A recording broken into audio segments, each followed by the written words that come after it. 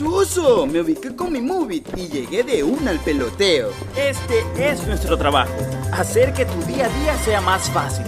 Por eso en ATM somos más que tránsito. Bienvenidos, muy buenos días, ¿cómo están? Yo soy Anderson Boscan, esto es el Café La Posta, un espacio para revisar la coyuntura política y la actualidad nacional. Hoy es martes 26 de noviembre del año del Señor 2019. Agradecimiento especial a quienes se conectan ya a nuestra señal en La Posta y a quienes hacen posible que nos encontremos aquí cada mañana. Hablo, por supuesto, de la ATM de Guayaquil y del gobierno del Guayas, a Six Rentacar, que nos moviliza de manera cómoda y segura por Quito y Guayaquil, Azúcar Valdés, porque detrás de cada una de estas funditas de azúcar se esconden 180.000 empleos, es decir, 180.000 familias que dependen de esta actividad. Gracias a Seguros Sucre, gracias a Smart App, los abogados que ayudan a los emprendimientos a no meter las cuatro patas, y por supuesto a Melate, que es nuestra casa en la ciudad capital. Cumplida la cuota comercial, hacemos una revisión de los hechos. Esto es En Caliente.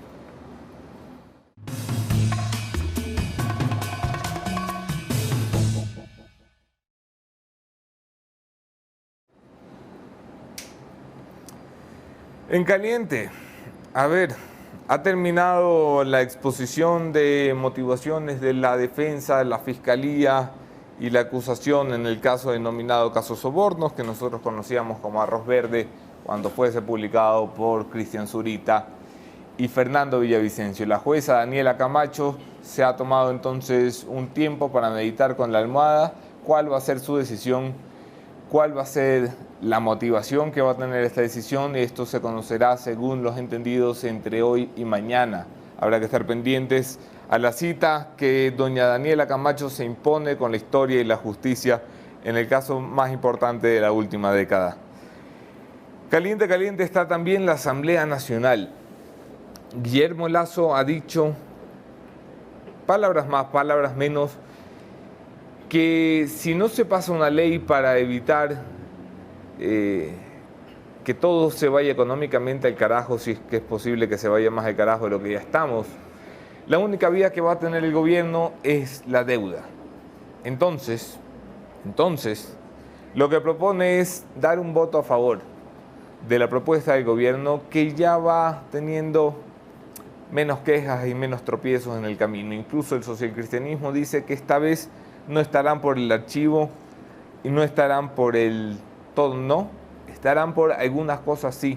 Lo que están tratando ahora en el Parlamento es que el Ejecutivo se comprometa a respetar la decisión de la Asamblea y no les mande un mamotreto cambiado cuando esto pase de vuelta de Carondelet a la Asamblea Nacional tras el veto, que es el poder que tiene el presidente de la República para cambiar lo aprobado por la Asamblea.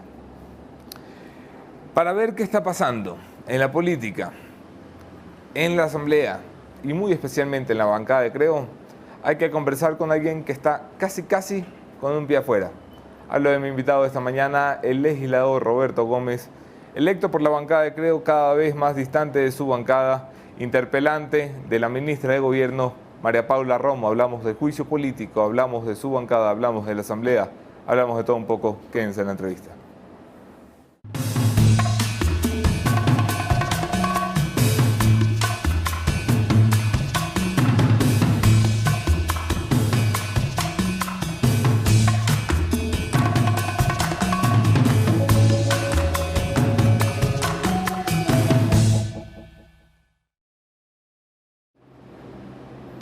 Yo soy Anderson Boscan en todas las redes, podemos seguir allí la conversación. Abrazo especial a quienes comparten nuestros contenidos, los quiero más que si no comparten.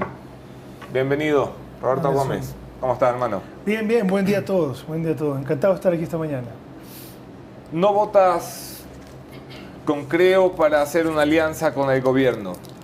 ¿No votas con Creo para mantenerte en la misma postura frente a una ley económica? ¿No votas con Creo en decisiones menos trascendentales? ¿Qué sigues haciendo en Creo? Lo que pasa es que primero la bancada es la bancada de la Unidad por el Cambio. Cuando era coordinador de bancada yo, que fui electo y soy afiliado a Creo, se la bautizó, se la creó como bancada Unidad por el Cambio, ¿sí? Que tiene una composición de distintos tipos. Tiene Ciaria, Mautayuyay, Tenia Suma, Podemos, un poco de otros partidos. Y eso hace que sea una bancada especial en ese sentido. Luego, con respecto a Creo, yo he venido votando como se ha votado desde el día 1 y como la organización manda que se vote. Es decir, los principios, digamos, ¿no? En el año 2017, el morenismo, que estaba unido en esa época con otra bancada, subió los impuestos. ¿Cómo votamos nosotros? En contra. En el 2018, lo mismo, la ley donde elevaron el techo de la deuda. Aumento productivo, creo que se llama. Nosotros dijimos, no vamos a subir el techo de la deuda, porque ya es ilegal lo que están haciendo. Votamos en contra. Y ahora, ante el archivo, yo dije, voy a votar en contra, y votamos en contra. Y lo archivamos, es decir, transversalmente y en el camino que venimos, yo he votado exactamente igual como hemos venido votando, en términos de que tenemos los mismos principios. Ahora... ¿Sabes lo que le costó al país esa decisión de archivar la ley? ¿Viste el riesgo país el día anterior y al día siguiente de la decisión legislativa? El riesgo país sube porque sale un ministro a decir, entre otras cosas también, que iba a haber una muerte cruzada, con lo que implica que un ministro vaya a decir que el presidente va a dejar de ser presidente.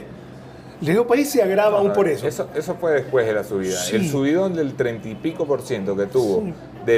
de 800 puntos a 1128 puntos, como quedó la mañana siguiente de la decisión de la Asamblea, fue por la decisión de la Asamblea. Pero hace 6 o 7 meses estaba en 200 puntos menos, si no me equivoco, 100 y pico de puntos menos, si no me equivoco. Entonces, el riesgo país sube porque tiene un ministro de Economía que está aplicando las mismas políticas públicas de los últimos 10 años, donde la economía no crece, donde la gente tiene problemas, donde no hay empleo, donde no hay ni seguridad física, ni seguridad jurídica, ni seguridad económica, y le va mal.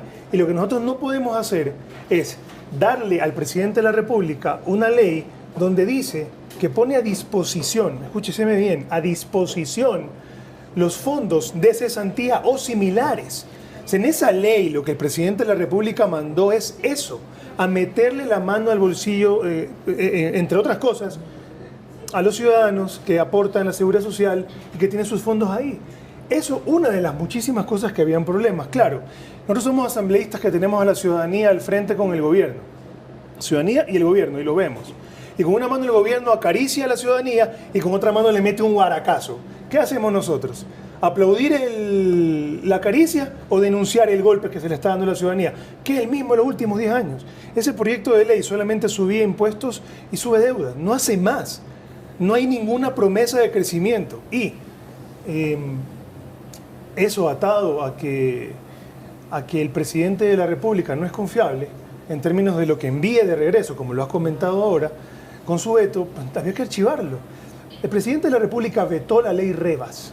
Sí. Una ley que lo único que quería hacer era registrar, manteniendo de una manera reservada, para que solo una persona lo pueda pedir, hacer un registro de los violadores sexuales a niños. Eso vetó el presidente. Una ley aprobada por unanimidad. Por unanimidad. Creo que es la única por unanimidad. Hay otras que han sido con un voto en blanco. Esta fue por unanimidad. Y también vetó en el tema del COIP, el tema de que se puedan procesar a los violadores de niños en ausencia. Y uno dice entonces, el gobierno, ¿qué tan confiable es la palabra del presidente de la República? Yo no confío. El 84% de los ciudadanos tampoco. Antes de llegar al gobierno no confiábamos. Cuando votaron por él, menos de la mitad de las personas que votaron en las últimas elecciones. Parece que Guillermo Lasso sí confía. Te pregunto directamente y me imagino que te incomoda. ¿Guillermo Lasso sigue siendo para ti un opositor? Guillermo Lasso es una persona que se pone por encima de todas las cuestiones una sola vez porque es su tarea por el tipo de persona que es.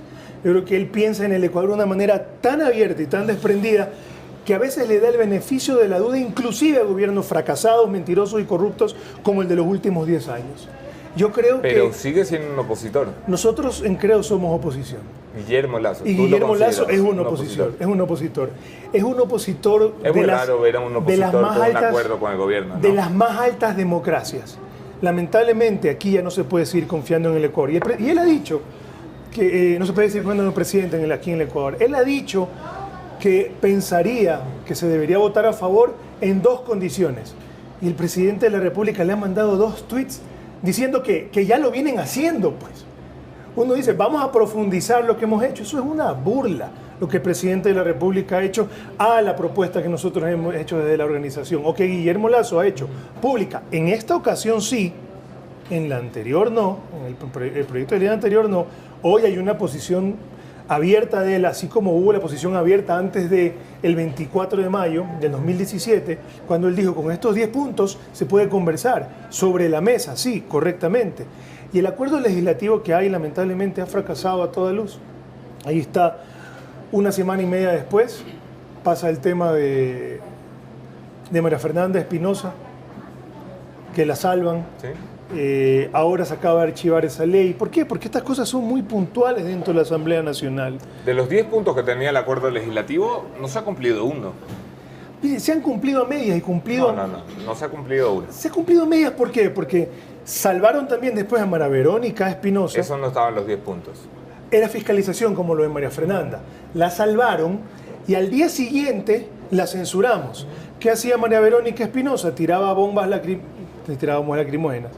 Mandaba medicinas caducadas dentro de los hospitales, como la ministra de Gobierno, que salió a defenderla, ahí diciendo que eso no podía ser una irregularidad, sino solamente una crítica, y luego le tiró bombas lacrimógenas a la ciudadanía caducadas en los últimos problemas. Vamos a hablar de la interpelación a María Paula Romo. Me gustaría examinar un poquito más tu conducta legislativa como opositor. Te opones a todo, Roberto Gómez. ¿Me puedes citar 3 proyectos puntuales que tú creas que el gobierno haya puesto bien dentro de la Asamblea y que tú hayas apoyado? Mira, hay que oponerse a lo que está mal. Y todo está mal. Hay que oponerse a lo que está mal. La ley Revas era una buena ley, el gobierno la vetó. No la propuso el gobierno, la propuso pero la aprobó de manera unánime la Asamblea. ¿Qué eso implica? Correístas, morenistas, PCC, yo te hablo de una Bimba, propuesta de Sumas. gobierno que tú ya has dicho, eso está bien, cuente con mi voto, como sí lo ha dicho el socialcristianismo, por ejemplo. Es que las propuestas del gobierno, normalmente las que vienen del presidente de la República, las únicas, son las que tienen que ver con estas leyes. Estas. Y en las 3 leyes económicas nos hemos opuesto. ¿Por qué? Porque le suben los impuestos a la gente. Un país que quiere prosperar a través de impuestos es como una persona que quiere levantarse en un balde de agua agarrándose del asa del balde. No se prospera a través de impuestos. Eso lo hemos dicho. ¿Te das cuenta que eres un opositor que no puede citar una sola ocasión en la que haya apoyado al gobierno nacional? Cuando se presentó el COIP, que la presidenta de la comisión y la ponente habían sido en los últimos 2 periodos, dentro de este mismo periodo legislativo, habían sido del morenismo, se votó. ¿Y qué hizo el presidente? Vetó la ley anticorrupción. La Asamblea vota. Después de que sus asambleístas, y en esa época, creo que no estaban peleados todavía los correístas de los morenistas, manda una ley, la Asamblea anticorrupción, y el presidente la veta totalmente, la mata. Los proyectos legislativos se debaten dentro de la legislatura y vienen propuestos por los asambleístas. A veces se coincide, a veces no. Ahí hay por lo menos 2 en que sí se votaron a favor. En los que no se ha votado a favor, son en los proyectos legislativos que han venido desde el Ejecutivo en términos de subir impuestos. En la primera ley no votamos a favor nosotros. La segunda tampoco. ¿Por qué habríamos de votar a favor en la tercera? Si es que el presidente hace algo más que mandar solamente un tuit diciendo que van a profundizar en lo que ya ha hecho, lo cual es bastante poco serio, habría que analizar la posición. Pero también podemos confiar en que él no reenvíe algunas cosas que nosotros eliminamos, como lo ha hecho ya en el tema de los violadores de niños con el COIP, o la ley Revas, o el veto total de la ley anticorrupción. Fíjate las 3 cosas. Nosotros estamos aquí para decir lo que, mire, es difícil encontrar que se entra a la política y se cumple lo que se dijo cuando se iba a entrar. Es difícil cumplirlo de manera absoluta porque primero que no se presentan todas las oportunidades para cumplirlo, y segundo, uno está expuesto a un escarnio público bastante relevante, lo cual es normal y debe ser excesivo inclusive, especialmente con los políticos.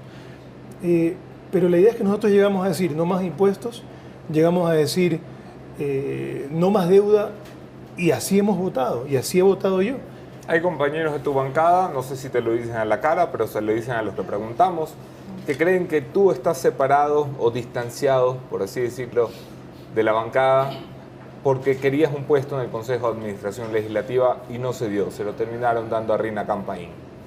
Mire, a mí me agrada cuando la gente llega a los lugares que aspira a llegar. Yo estoy feliz donde estoy, siempre lo he estado. ¿No querías tú un puesto en el CAL? Ni de broma. Nunca. Ni de broma, ni de broma. Yo creo que un puesto en el CAL con el voto del morenismo y él y los otros es un puesto que igual se ejerce y se hace bien. Sin embargo, para mí no es un tema que nunca fue relevante. En la última ocasión, en la misma comisión, habrás visto como cuando hubo la oportunidad de poner a alguien que no era la señora Carrión y había 2 o 3 personas que podían ser, yo no fui. Ahora último, en la misma comisión, sube, en la comisión de los trabajadores, sube Karina Arteaga y entra otra persona y dice, presidente, uno hace lo que hace de donde está. Y yo creo que estoy haciendo lo que he podido hacer y creo que la gente tendrá que juzgarlo. Nosotros estamos fiscalizando a un vicepresidente de la República y ahora una ministra de Gobierno. Lo hemos hecho en el juicio a Vaca, que lo censuramos. Lo hicimos también en Poli, todo eso en el primer año cuando estaba en la coordinación de la bancada.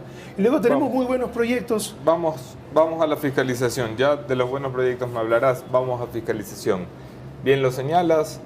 Fuiste punta de lanza en la fiscalización al entonces vicepresidente Jorge Glass. Entonces se creía que era imposible derribarlo políticamente hasta que cayó. Cuando iniciaste hace más o menos 120 días el proceso de fiscalización contra María Paula Romo, todos creímos que era imposible que pasara esto al Pleno de la Asamblea y hoy hay quienes creen que es imposible que se cuenten con los 91 votos necesarios para bajarse a la ministra Romo. Empecemos por allí. ¿Por qué insistir en lo que parece imposible? Porque esa es nuestra tarea. O sea, si tú llegas dentro de los 22 asambleístas o 36 asambleístas y sabes que no tienes votos ni siquiera para aprobar una ley, cuando tú cuentas cosas, simplemente caes en la inacción. Nosotros llegamos como oposición a tratar de imponer una agenda, que lo hicimos bajo el mecanismo de los cambios de orden del día primero, y luego cuando dijimos vamos a enjuiciar políticamente al vicepresidente de la República, la gente dijo, están locos, no lo van a lograr, ¿para qué lo hacen? Y nosotros dijimos, no, es que hay que hacerlo porque tenemos razones para hacerlo. ¿Y qué hicimos? Empezamos a coger las firmas. La gente pensaba que no íbamos a coger y las cogimos. Y luego le presentamos en el CAL. ¿Y qué pasó? Alguna gente lamentablemente tuvo razón, el CAL lo mató, alegando una prueba inexistente cuando sigue siendo enjuiciado por cosas como esas hoy ya. ¿Y qué hicimos después? Volvimos a presentar otro juicio político. Y otra vez presentamos el juicio político que terminó siendo aprobado por la Corte Constitucional. Sí. Y luego la Comisión de Fiscalización lo mató. ¿Por qué? Porque tenían que matarlo, porque seguramente se sirven de ese ministro, o en este caso, de ese vicepresidente. Yo tengo 2 años aquí. Yo he visto casi todo. No puedo probar casi todo, pero he visto casi todo.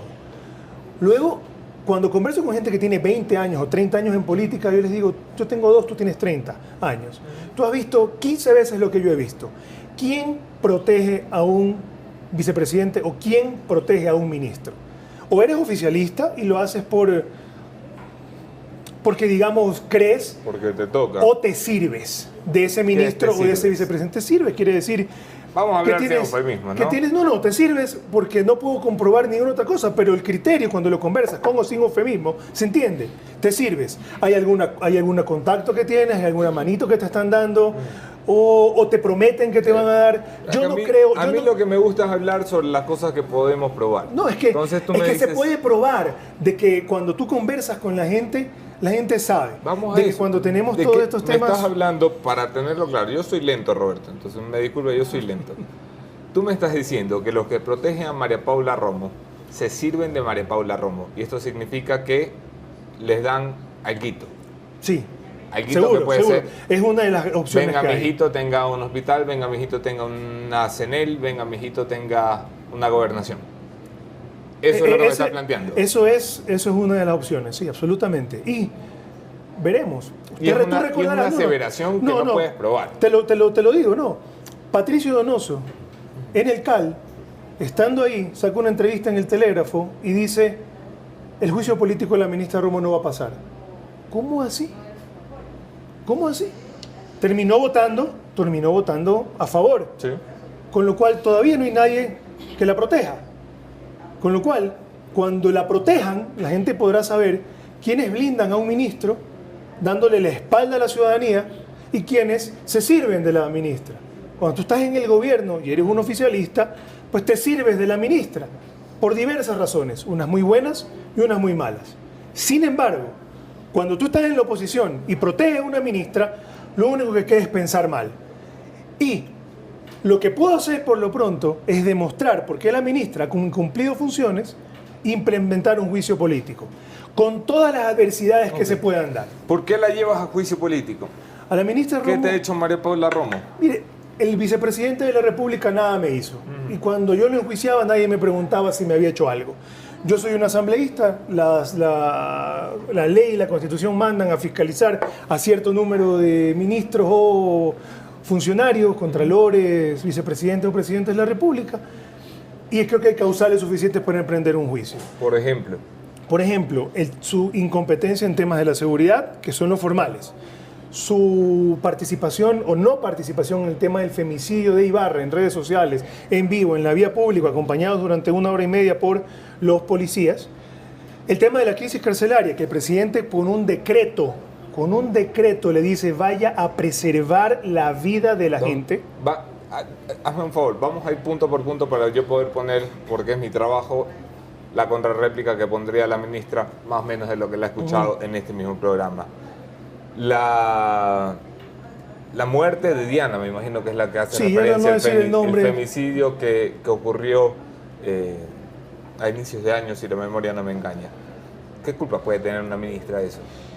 ¿Qué culpa puede tener la ministra de Salud, Verónica Espinosa, de que compren cuestiones caducadas o que compren 2 veces sistemas de VIH que no servían? La misma. Lastimosamente ese caso sí me lo sé bien. Correcto, la misma. El caso de María Verónica Espinosa estaba su firma y nombre y autorización en la compra. No, pero ella es la ministra. Y luego también tienes el caso del Procurador General del Estado, que es el responsable político. En el tema de Diana, se sanciona a la gobernadora retirándola del cargo, con lo cual se evidencia un mal manejo político. Ese mal manejo político no se queda en la mitad, sube hasta el más alto funcionario, que es el ministro. Se plantea el juicio y hay que votarlo en la Asamblea. Y luego hay un caso particular en el Procurador General del Estado. Yo lo voy a explicar, déjame explicarlo. El Procurador General del Estado tenía toda su estructura activa. Él dice que no sabía de los 2 o 3 abogados que no llegaron al tema del juicio político, del juicio penal del presidente, donde se pretendía también obtener un resarcimiento al Estado del tema de Odebrecht, me parece que era en ese caso. No llegan 7 minutos tarde, entonces el Procurador General del Estado no alcanza a defender el interés general del Estado, que es obtener ese resarcimiento económico. Él dice que no sabía, él dice que él no puede estar atrás de todos, sin embargo, dentro de toda la cadena de hechos también se lo sanciona por eso. Y la Asamblea ya determinó que sí existe un precedente en ese caso, y la comisión ya dio paso. La ministra de Gobierno, mira el paralelismo, con toda su estructura armada, con sus delegados, ellos activos, con 18 policías, alrededor de 18 policías, durante 1 hora y media, en un caso de rehén del 911, con conocimiento de todas las autoridades, fallan en salvar la vida de esa mujer. En consecuencia, falla en cumplir el interés del Estado de defender a la vida de la ciudadanía, especialmente de grupos vulnerables que son atacados, como en este caso las mujeres, por estos casos de femicidio. Es idéntico. Luego, el criterio de juzgamiento debería ser idéntico. Tanto es así que el mismo procurador en la Asamblea advirtió esto.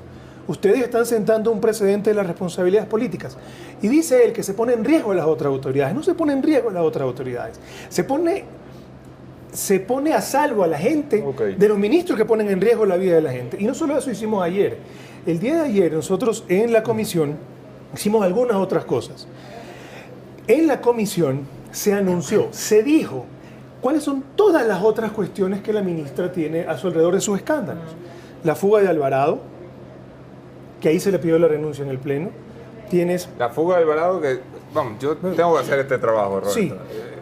No es el trabajo que más me gusta hacer, yo no estoy aquí para defender al ministro, que lo defienden los abogados, pero la ministra dice, y lo dice con mucho sustento, ¿por qué me joden a mí? Porque se escapa un señor como el señor Alvarado, porque se lo preguntaba en la última entrevista, si yo lo que tengo que hacer allí es Nada, eso estaba a cargo del Ministerio de Justicia. Que la gente no entienda que el Ministerio de Gobierno y el Ministerio de Justicia son cosas distintas en esa época, es que la gente no lo quiere entender. No, aún así, la policía tenía que revisar lo del tema de los grilletes y se habló del tema.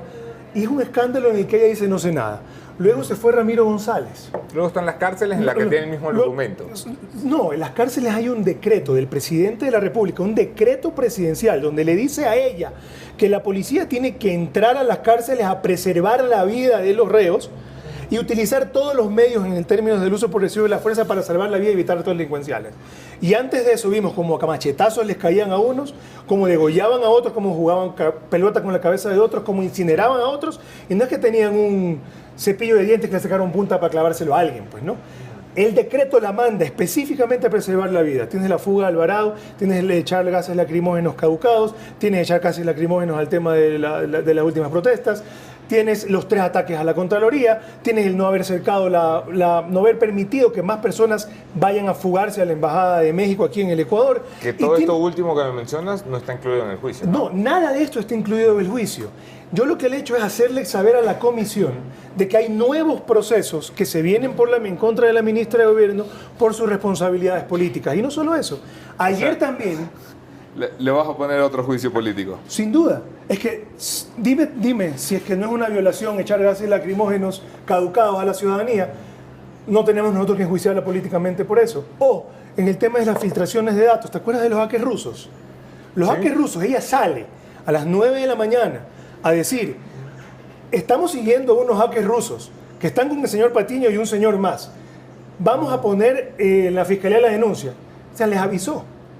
Lo mismo que hizo Vaca. Puso una rueda de prensa o lo avisó en las redes antes de poner su denuncia formal. Y aquí hay una cuestión adicional. Hay un documento que está circulando sobre una denuncia, sobre una renuncia de una funcionaria de un hospital de Carchi por presiones de un señor que se llama Andrés Romo. Andrés Romo, familiar de la ministra. Debería ser familiar de la ministra. Dicen que es el que es exdiputado. Dicen. Esa carta, el día de ayer también la ha presentado en la comisión, pero previamente le he pedido al presidente de la Asamblea Nacional que averigüe si existe alguna denuncia por parte de algún funcionario y que ponga en conocimiento a la Fiscalía de estos actos de presiones políticas. Y no solo eso, hay un audio. Ya sé por dónde vas, a ver. Hay un audio. Déjame poner en contexto, porque tú entiendes la historia, más o menos la entiendo yo, pero necesito que toda la audiencia la entienda. Este es un caso en el que un funcionario, una funcionaria de salud, dice, hasta aquí nomás, yo me voy, porque hay un señor Andrés Romo que me pide contratos. Correcto. Sí. Y esto llega a oídos de la ministra de Gobierno. Correcto. Y tú lo que me dices cuando dices, quiero ver si hay una denuncia, lo que estás buscando es la denuncia de la ministra de Gobierno. Tendría que haberlo puesto en conocimiento de las autoridades si es que hubiera conocido del tema. Okay. ¿Y si yo no? ayer le he puesto al presidente de la Asamblea un documento para que averigüe y ponga en conocimiento de la Fiscalía este tema, lo hace luego como asambleísta, y a raíz de eso está circulando... Pero el presidente de la Asamblea fue el candidato de la ministra de Gobierno. El presidente de la Asamblea tiene que hacerlo porque es la ley. Si no lo hace, pues él también estaría incumpliendo. Y no solo eso, la ministra de Gobierno sí tendría conocimiento de este tema. Y te quiero enseñar un audio para mostrarlo, para que se lo escuche de una vez sobre este tema, que a raíz de la denuncia que se hizo público en el tema de fiscalización, pues también ha corrido. Voy a ponerlo aquí en esto. Ya se va a escuchar.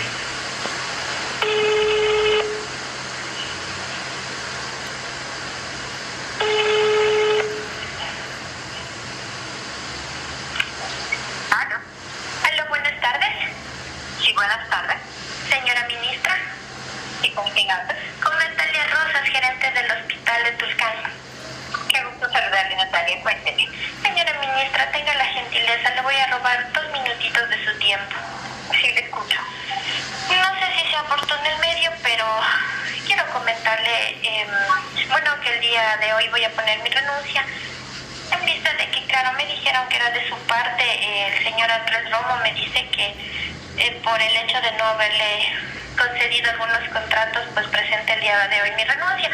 Y simplemente decirle, señora ministra, que yo sé que él me dijo que es de su tío y todo, y no pude hacerlo, más bien a pedirle 10.000 disculpas y agradecerle por la oportunidad que me dio de haber estado aquí.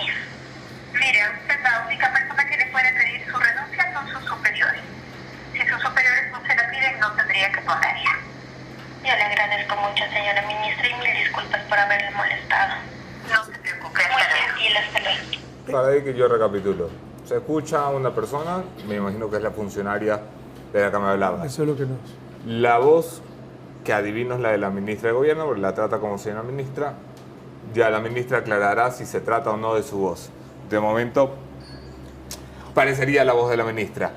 La funcionaria le dice, ministra, estoy presentando mi renuncia porque el señor Andrés Romo, que vino de su parte, yo sé que es su tío, bla, bla, bla, no le pude dar los contratos, estoy presentando mi renuncia.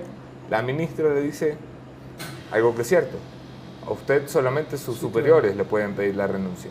Lo que tiene que decir un funcionario público es, le pido de favor que en este momento ponga la denuncia como compete y yo voy a hacer lo mismo. Ese es el rol de un ministro. Y además no se trata de decir, no se nada, oiga, vea ministra, me están pidiendo un tema por parte de su tío para darle unos contratos y no puedo cumplirle, su tío. Y ella dice, no presta atención, no tiene por qué renunciar. No, ella tiene que pedir que vaya a poner una denuncia formal con nombre y apellido y ella tiene que hacer lo propio poniendo en conocimiento de las autoridades de que este caso está dándose. Yo ayer le he pedido al presidente de la Asamblea que haga lo mismo. Lo he pedido, he mostrado esa carta, he pedido que confirme esa carta y luego, poniendo esto en conocimiento de la fiscal tiene que hacer todos los trámites correspondientes para averiguar sobre estos temas. Ese es el ministro que tenemos. Tú sí que eres mono, ¿cómo corres, Dios mío? Dame un segundo, yo estoy aquí con bajón de presión y todo. Me puede traer otro café a alguien. Este audio está judicializado. Este es un audio que está... Que llegó. Como llegó Yo soy periodista, yo respeto las cosas de dónde llegan. Tú lo vas a poner en conocimiento de Fiscalía. Lo vamos a poner en conocimiento a través del presidente de la Asamblea de Fiscalía, porque la Asamblea Nacional tiene que meterse esto de manera institucional, como lo hicimos, como el tema de las denuncias de la secuestro en el Ágora. ¿No se te ha ocurrido primero alzar el teléfono, llamar a la ministra de Gobierno y preguntarle? Yo no tengo por qué llamar a la ministra de Gobierno a preguntarle esto. Por cordialidad cívica, ¿no? Oiga, ministra, esta es su voz. Eso harán los amigos de la ministra que tengan el teléfono de la ministra y los que tengan un interés en quizás encubrirla como ella seguramente encubre a quien sería el tío que estaría haciendo estas presiones que esta señora había puesto en esta carta de renuncia. Yo soy asambleísta, vea, yo no le llamé a Carlos Pérez a preguntarle, oiga, señor Pérez, usted dijo que hay asambleístas que lo están llamando. ¿Se acuerda cuando Carlos Pérez, el ministro, fue a la asamblea y dijo que hay asambleístas que lo llaman para presionar? Yo le pregunté al señor Litardo... Pero eso lo dijo Carlos Pérez al frente de todo el mundo. Lo que voy es... Tenemos un audio, no sabemos si es la voz de la ministra, parece la voz de la ministra, desde luego parece la voz de ella. Lo mínimo es, oiga, ministra, ¿cómo decirle esto? ¿Es esta usted? ¿Usted no, puso es una que eso hacen denuncia? los periodistas cuando van a contrastar información. Yo no lo he llamado a la ministra, yo no le llamé al señor Glass a preguntarle, al vicepresidente, perdón, a preguntarle, Oye, ¿usted andaba robando? ¿Usted sabe que su tío andaba cogiendo dinero?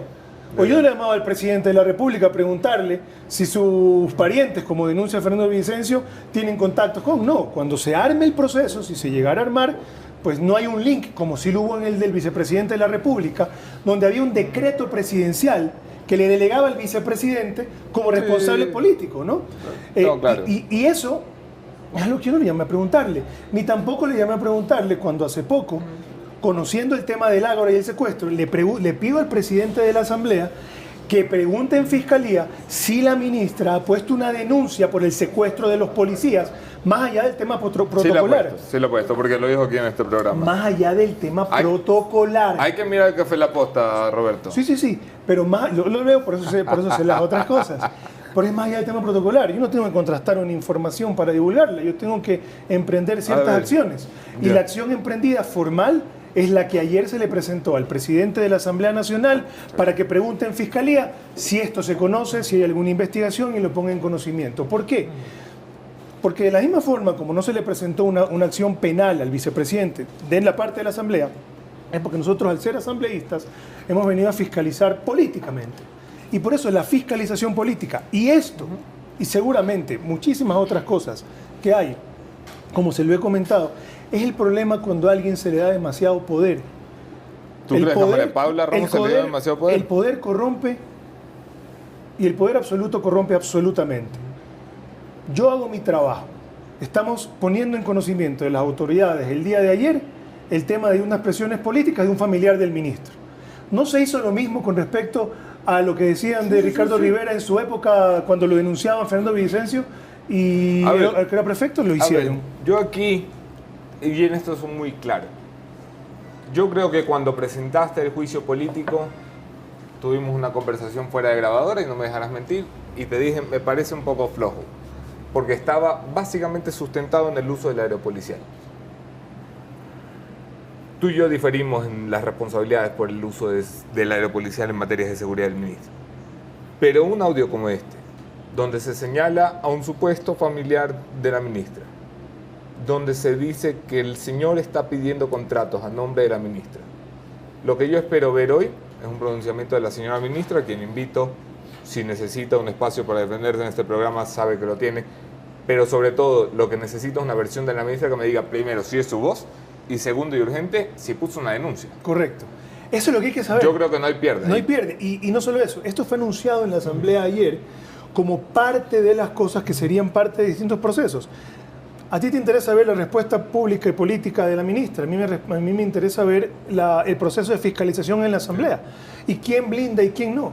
Porque la cuestión es que si tienes todas las cosas que hemos dicho, lo que hemos presentado ayer en la Asamblea, que unas fueron tomadas para el juicio político, que tienen delegaciones específicas por parte del presidente para preservar la vida con el uso de la fuerza dentro de las cárceles, que tienen el antecedente político también de la censura del procurador, donde sí se lo responsabiliza por las acciones de la gente que está a su cargo cuando fallan en obtener el interés del Estado. Cuando aún con el tema del mal uso de fondos públicos, con el antecedente de lo que hizo María Fernanda Espinosa para sus campañas, cuando Fernando Alvarado utilizaba el avión del aeropolicial o los helicópteros para irse a surfear aparentemente, y ahora la ministra viola las leyes porque esconde nombres de pasajeros. Hasta la señora Vicuña tenía la decencia de poner persona 1, persona 2. Acá los desvanecieron. 1, se miente en un documento de ese nivel de importancia. 2, se utiliza una aeronave ambulancia, la única en el país, en un feriado de alto riesgo para la ciudadanía. 3, con un tema planificado debían haber tenido suficientes policías para que lo acompañen. 4, cuando hay un vehículo disponible, no se puede usar un avión. Y este no fue un tema fortuito, este fue un tema planificado con anterioridad porque ya dicen que lo habían planificado por el feriado. Y 5, dicen que lo usaron porque no tenían plata, pues, como Correa. Sí. Ese es el nivel de Secretaría de la Corrupción que tenemos, que luego se lo premia pasándolo al Ministerio de Inclusión Económica y Social, cuando no tuvo ningún resultado. En consecuencia, aquí las cuestiones lo que tenemos que plantear es, ¿se van a repetir desde la Asamblea Nacional este pacto obscuro por la impunidad que ha cubrido a la Asamblea con el repudio ciudadano? ¿Se va a blindar este ministro cuando a toda luz ha abusado o ha sido incompetente en distintas acciones encomendadas a ella? La cuestión es hasta cuándo. Y si lo quieren hacer, pues que se sepa quién lo hace. El tema de la democracia no se da por contar votos, Anderson. Se va por decir, como ciudadano, oye, eso que está pasando allá está mal. Creo que voy a intentar meterme ahí para ver si puedo ayudar a corregir algo. Y voy a prometerle a la gente que voy a hacer muchísimas cosas. Y luego llegas y tienes dos opciones. Olvidarte o cumplir. El Parlamento tiene dos fuerzas, la fuerza de la razón y la fuerza de los votos. Solo una es legítima cuando se actúa en casos legítimos. Luego, como se blindó a Glass, eso no fue legítimo. ¿Cómo está la fuerza de los votos en este caso? Mira, hay gente que toma decisiones con calculadora. ¿Te habrás enterado tú de las divisiones internas que tiene el morenismo, no? Sí, hay una facción del morenismo que estaría por el juicio político a la ministra María Paula Ramos. Mira, eso se dice y eso es previsible. Pero el criterio real tiene que ser, hay una facción del morenismo, hay una facción de toda la Asamblea, de Creo, del PCC, toda la Asamblea no quiere ser parte de la impunidad a ministros. Hay una buena parte de la Asamblea que no quiere ser parte de la impunidad y encubrir a ministros incompetentes. Hay una buena parte de la Asamblea que está del lado de la ciudadanía. Si lo sé yo, lo tienes que saber tú. ¿Tú sabes cómo quiere votar tu bancada en este caso? Yo sé lo que dijo Patricio Donoso y lo acabo de decir aquí, está publicado en el Telégrafo, pero también sé después que con el voto de él se aprobó el juicio político en el CAL. Patricio Donoso la semana pasada en este programa, en esa silla, dijo no veo motivos para destituir a la ministra. Eso me dijo a mí también, antes, y luego votó a favor. Y ese es el problema, veremos quién la blinda y quién no. Y luego, pues la ciudadanía tendrá que jugar, porque el tema de la inseguridad aquí en Quito también es brutal. Dentro de las causales de juicio político presentamos República El Salvador y Portugal, los ciudadanos de cuchillos. Blandiéndose a cuchillos. Portugal, 6 de diciembre y Portugal, ciudadano asesinado saliendo de una asociación bancaria. Portugal y 6 de diciembre de nuevo, por el otro lado de la calle, asalto asambleísta. Más arribita, en Portugal y 6 de diciembre, este asalto que vemos con forcejean y que se dispara en el piso. Todo dentro de la misma área. Aquí en Pichincha, si no le responde a los pichinchanos el asambleísta Donoso, ¿a quién le responde? Si ellos son los que lo eligen. ¿O será que porque ya no puede ser asambleísta de nuevo ya no le importa lo que piensan los ciudadanos del rol que él tiene en la asamblea y en la institución que él representa, que es Creo? Entonces, la bancada es una, que tiene diversas instituciones, diversas. Y luego el partido es otro, que tiene unos principios.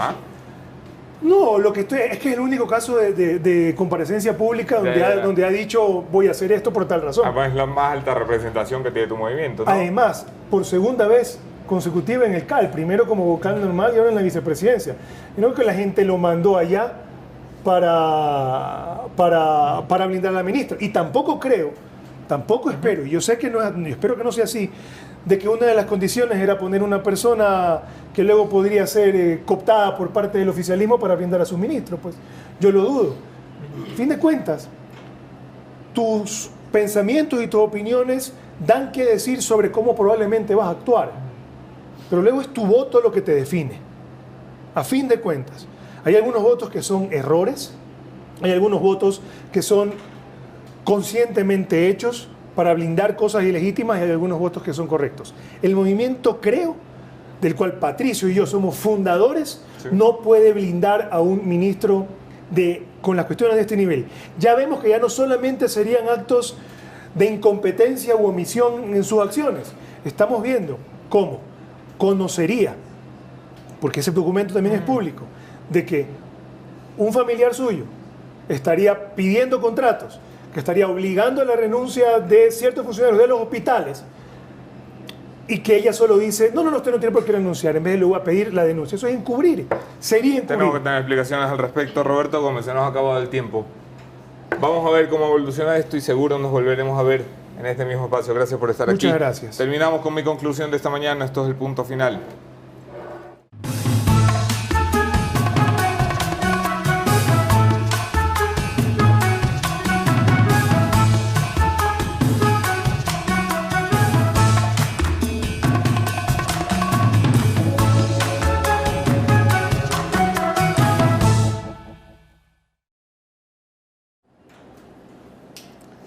El movimiento Creo, y esta no es la primera vez que lo digo, pero creo que insistir es oportuno. El movimiento Creo tiene que explicarle a este país hacia dónde va la famosa alianza legislativa que sellaron. Muerta está, pero a los muertos hay que reconocerlos como tales.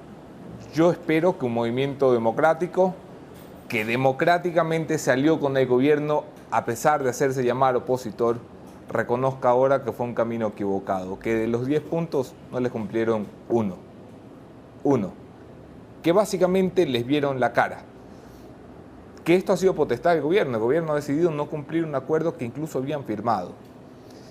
Pero también es una obligación del movimiento Creo, para hacerse respetar como un movimiento de oposición, explicarle a este país qué pasó, explicarle a este país si eso sigue o no sigue. Porque yo no entiendo cuando me siento con uno de sus asambleístas si estoy delante de un aliado de gobierno o delante de un opositor. Y yo necesito saber de qué lado del tablero está cada uno. No yo como persona, yo como ser humano, como miembro de la sociedad. Creo que nos merecemos una respuesta. Y creo que el movimiento Creo no le tiene que tener miedo al bochorno de decir esto fracasó. Bochorno es mantener vivo algo que está muerto hace ya rato. Amanecerá y veremos. Mañana nos vemos desde Guayaquil. Otro tema, otro entrevistado, mismo entrevistador.